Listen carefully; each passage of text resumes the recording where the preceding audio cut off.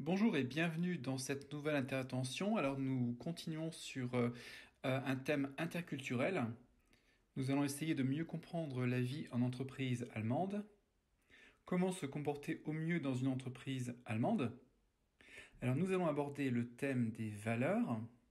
Nous allons essayer de définir quelle est la bonne façon de travailler en Allemagne. Qu'est-ce qu'on entend par travail efficace. Et puis, évidemment, on va être amené à parler du succès qui en découle. Donc la question au final à laquelle nous allons répondre, c'est comment être sur la même longueur d'onde que ses collègues allemands. Donc réussir dans une entreprise, c'est aussi s'adapter aux façons de travailler de ses collègues. C'est aussi comprendre et partager les valeurs dominantes. La culture du travail, elle s'apprend en Allemagne dès l'école. Alors quelles sont les différences avec la France?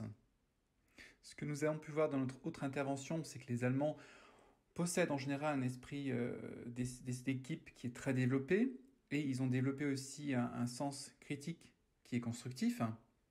Alors comment ça va se traduire très concrètement dans le travail? Donc les Allemands en général ils n'aiment pas travailler sous pression, ils aiment vraiment travailler dans des délais impartis. Comme ce que nous avons évoqué dans notre autre intervention, ils ont horreur de l'imprévu. Donc ils aiment planifier en étapes. Donc il y a une recherche de travail par planification en étapes pragmatiques. Quelle est la première étape, deuxième étape, troisième étape? Il y a en général une recherche de solutions quand il y a un problème qui se pose en équipe. On aime trouver une solution ensemble, c'est la recherche du consensus. Il y a toujours cette fameuse tendance également à standardiser les tâches pour en écarter les imprévus. Et également lorsqu'il y a une présentation à réaliser, ils aiment donc convaincre avec un exposé qui est très détaillé et fondé. C'est le côté sachlich, comme on dit en allemand, c'est le fait de se baser sur des faits et des données très concrètes. Donc pour convaincre quelqu'un, on va vraiment s'adresser à sa raison, on va s'adresser à sa raison et on va lui fournir des arguments qui vont être chiffrés. Ce sont des arguments qui vont être vérifiables. Alors qu'en France, de façon schématique, on va avoir tendance à vouloir convaincre avec une présentation brillante. On va s'appuyer sur les qualités d'orateur de l'intervenant. Son rôle, c'est de convaincre son équipe, ses collaborateurs, sans forcément s'appuyer vraiment sur des faits concrets.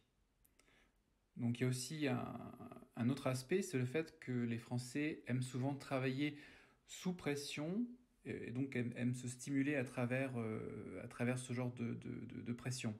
On va être amené à travailler dans l'urgence, c'est ce qui va créer la stimulation. Alors que pour les Allemands, ça va les déstabiliser, ça va les stresser. Ça ne va vraiment pas être un levier motivationnel pour les Allemands. Donc maintenant, un autre aspect à découvrir, c'est le fait que les Allemands aiment bien standardiser les tâches. Donc on va retrouver ce qu'on appelle le process. Alors qu'est-ce que ça veut dire process? Est-ce que c'est un process ou est-ce que c'est un mode opératoire? Est-ce que c'est une façon de réaliser qu'on va retrouver à chaque fois? Donc ça va être le fait de planifier un projet avec différentes étapes. Donc même par exemple si vous êtes ingénieur projet, vous allez vraiment réaliser vos tâches par différentes étapes qui vont être très formalisées. Donc c'est vrai que ça peut être déroutant pour un Français qui débarque en Allemagne et qui n'a pas l'habitude d'être trop encadré. Et comme je l'ai déjà dit dans une autre intervention, c'est aussi le fait de respecter, ça induit le fait de respecter les règles, donc les procédures et le mode de recrutement.